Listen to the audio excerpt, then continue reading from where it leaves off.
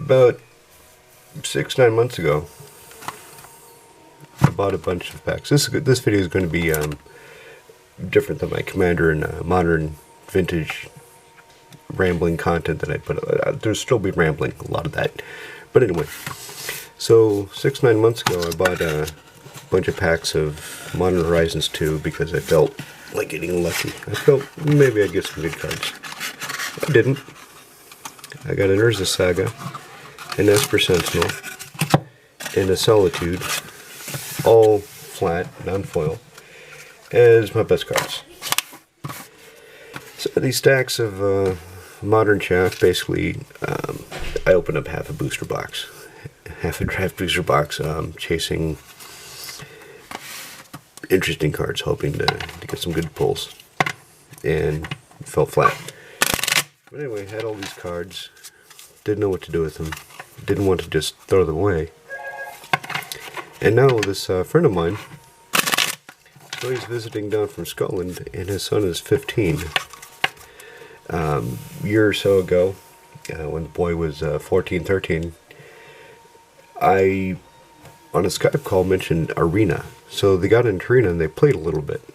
So he knows the foundation of the game, but he's never played paper Magic before. And what I did is I was able to build 3 decks out of the chaff from the Modern Horizons 2 packs. Black, red, blue, green, and a white. And it got me thinking about what it was like when I first started playing. Because this is essentially a sealed constructed. You get some packs and you build a deck out of what you have. When I started playing, that's what we did. The singles market was nowhere near as robust as it is today. We would just play packs, try to find things to put into our decks, try to warp our decks around things so we got some kind of really good rare, like Force of Nature. I remember Force of Nature, I kept trying to make it work. A couple times it did, but not as often as I would hope. I got punched by the Force of Nature quite a bit. So what do I have for the black-red? The idea of this deck is just, oh, there's no idea, it's just black-red. So I just shoved in some things that could be interesting, like these Gargadons. That should be fun. Things that'll give him, as he plays, some different experiences. So he'll learn what Suspend is, Modular. It's got a lot of removal. I've got, 3 Tragic Foals. Chainer. So Chainer and Persist are the 2 rares in the deck. Everything else is uncommon and common. What does Chainer do again? Discard card. Cast creature spell from graveyard. This turn. Huh. Number non-token creature enters. Gains haste. Okay. So Chainer's pretty good. There's the Persist. Some Ornithopter Paradises. Just has something. Fodder Tosser.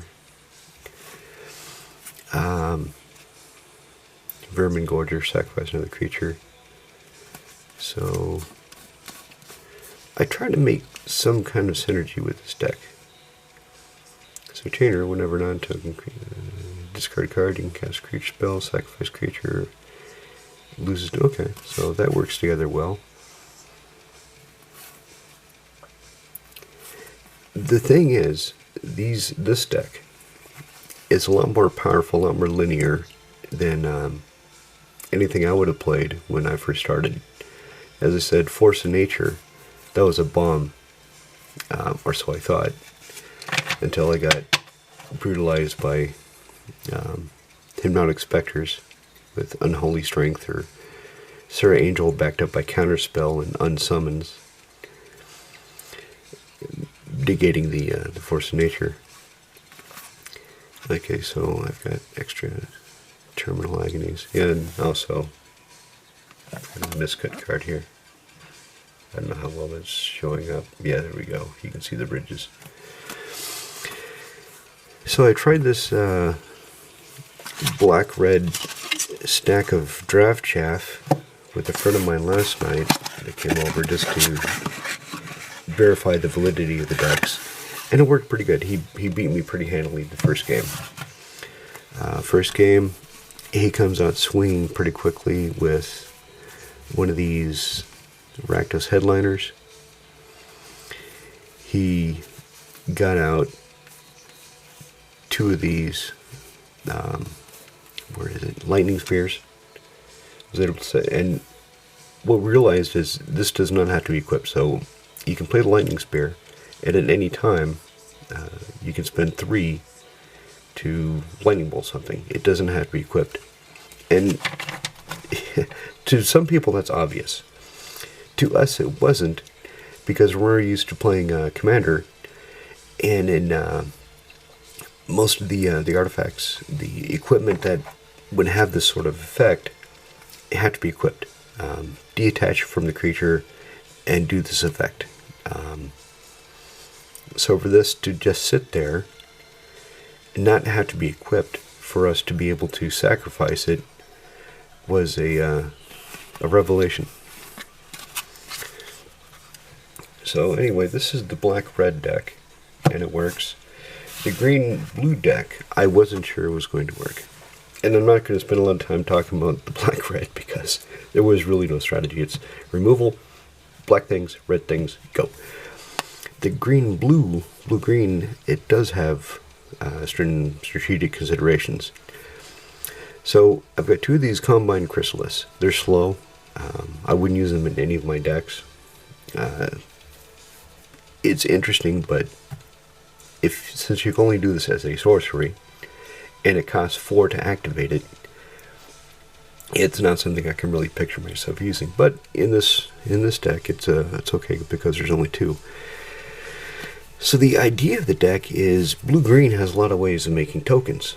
Now, all of you that played Draft during Modern Horizons 2 are saying, well, no shit, that's known Draft archetype. Well, I don't play Draft. I don't like Draft. I don't like having to deal with the stacks of cards afterwards. I don't like feeling that I'm not really getting value out of what I open. In this country, they do backdraft, which is where, after the draft, everybody puts the rares, foils, and mythics on the table, and whoever got the most points, whoever did the best in the draft, gets first pick. You don't keep the rares that you pulled. You can't rare draft. And I don't like that, and I don't, since I'm not good at drafting, I don't like the idea that I can open something nice that at least will make me feel better after I get done and lose, that I don't get it because we're backdrafting. So I just don't like drafting in this country. I never have liked drafting. But anyway, so let me go on. So equal to the number of artifacts you control, the treasure tokens, food tokens, clue tokens, all those are artifacts. So if I'm making a bunch of those kind of tokens, obviously if I sacrifice them for a beast token, that finishes it. But so he should be a pretty good sized flyer at some points. I was going to do a +1/+1 encounter sub-theme. I didn't quite have enough cards for it, but I kept him in here, this Bannerhide Krushock, because I thought it might be useful. As an instant, I can reinforce a creature, or my friend's son can reinforce a creature to save it, or get combat damage or whatever. The removal in the blue deck is Smell Fear. I have some recalibrates. I've got a bunch of cards, all the extras he's getting the whole stack. So if he needs more removal, he can put recalibrates in this deck. That'll be something he'll have to figure out as he goes along. That's part of this, is I'm giving him these decks that are functional, but not quite fully satisfactory, to give him room to improve on them, room to tinker with them. So the removal is Smell Fear. Target creature control fights up to 1 target creature you don't control, but then you proliferate.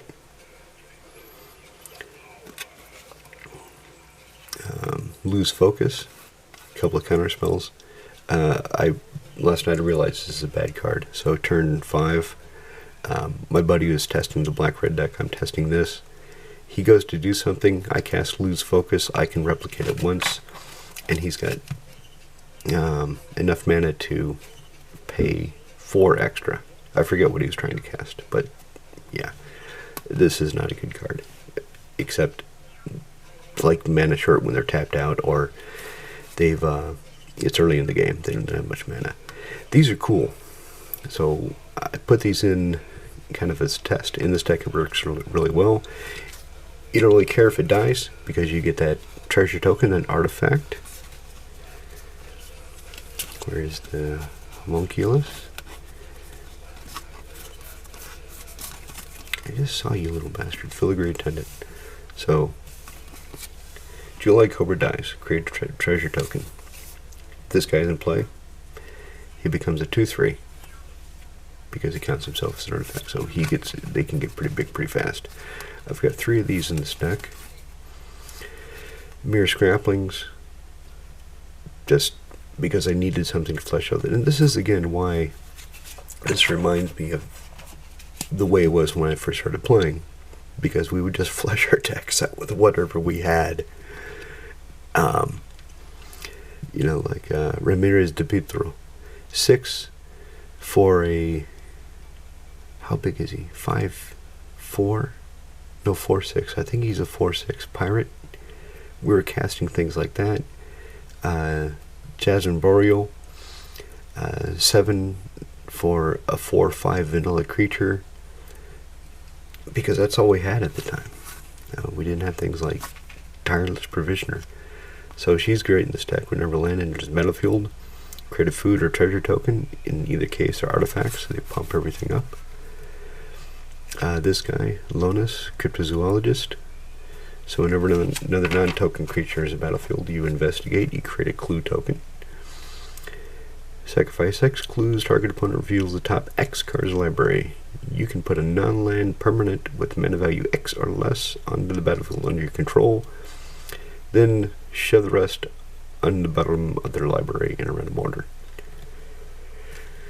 So, really don't expect to be sacrificing too many clues to this ability, because I want to generate as many artifacts as possible in order to have the other effects. So, Junk Winder, affinity for tokens. So, 7 for a 5/6. Never token enters the battlefield. Have target non-land permanent and opponent controls. So this can help tap down blockers, tap down potential attackers. If we can create it, I need to look to see if there's ways of creating tokens at instant speed. I didn't study this deck too much. I just threw it together, tested it. It works. But it's slow, but it's fun. Like I said, it reminds me of when I first started playing 30 years ago. So another Filigree Attendant. Got some Rift Sowers for Mana Elves, Extruder. So if we need to, we can sacrifice some of these artifact tokens to put +1/+1 encounter. This again goes to, I was trying to do a +1/+1 encounter theme. I didn't have enough cards to really make that theme, but the tokens theme, it's pretty good. 5 for a 3/2 flyer. But you get 2 tokens. So it could really buff those Filigree Attendants. Vectus Gloves. Each of these decks has 2 artifact lands. So if Black-Red puts out his bridge, his Black-Red artifact bridge, then the Vectus Gloves can give whatever creature artifact land walk. Of course, Black-Red has a lot of removal, so that's... In playing these decks, I was playing the blue-green, my buddy was playing the black-red, and it felt like I kept running my creatures up against a wall of pinpoint artillery, because he was able to, at precise times, strategically take out my creatures with the removal suite that I'd put in. Crack open, destroy target artifact or enchantment, and get a treasure token. Korean Ranger. So, one of the reasons she's in here is she combos very nicely in this deck with Tireless Provisioner. So, can return a forest to my hand, so I can tap the forest for mana, bounce it back to my hand, replay it on my turn, trigger the landfall, and then I've got another untapped forest. Of course, assuming I don't have any other untapped lands in my hand, or untapped lands in my hand, they're always untapped. This is, of course, assuming I don't have any of the lands in my hand I want to play. So I thought this is a neat little combo. And again, a lot of you are probably thinking, what is this pile of crap he's showing us? I don't want to see this. Go back to Commander. Go back to Modern. Show us the real decks. I'll get to it. This ain't going to take too long, trust me. So this is the bomb rare. Well, no, this is not the bomb rare. This is the fun rare. Inevitable Betrayal. Spend 1 blue, suspend it for 3. When it comes into play, search opponent's library for creature card, put on the battlefield under your control. Then they shuffle.